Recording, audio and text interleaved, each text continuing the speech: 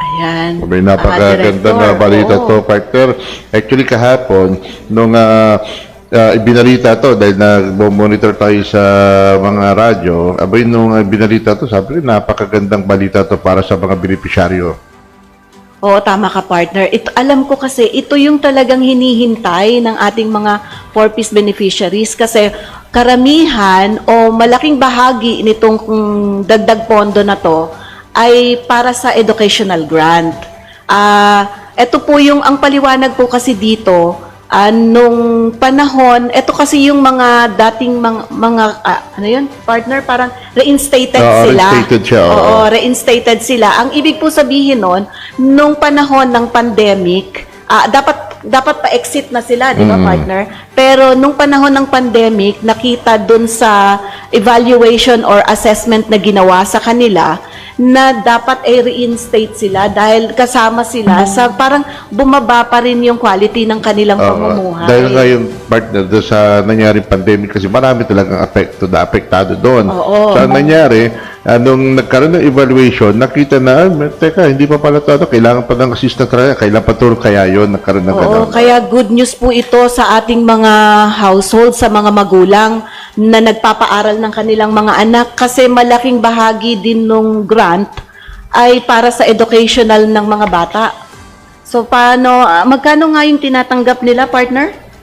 Ito, hindi ko kabisado yung partner at wala Ang details tinatanggap natin. po kasi ay para sa elementary level, 300 pesos. Para sa high school ay 500 at 700 naman para sa mga senior high school. Tama ba ako, partner? Oo. Ito, partner, marami dito ang nagtatanong, partner, ito.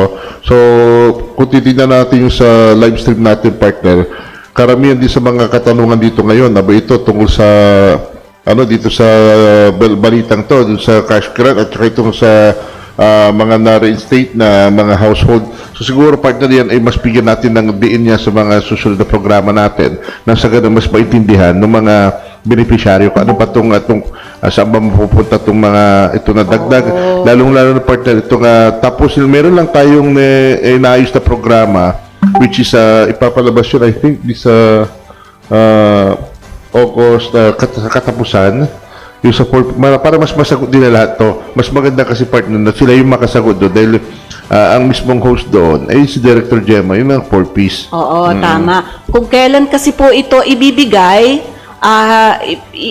4-piece lang po yung makakasagot nito, yung ating official, si Director Gemma Gabuya. Kung kailan. Pero paalala lang po, Every diba, Tuesday partner? yun, partner. Every Tuesday. Oo, kasi itong cash grant na matatanggap nila, retroactive siya. Ibig sabihin, simula January ng January 2023 hanggang December 2023, matatanggap nila yung buo.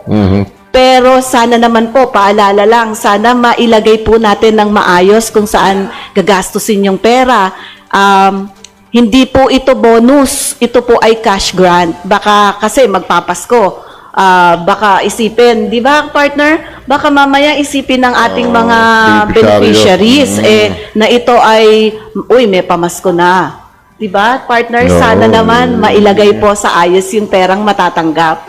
Kasi para po iyon sa dapat na pinaglalaanan natin yung mga gastusin sa bahay at para sa pag-aaral po ng ating mga anak.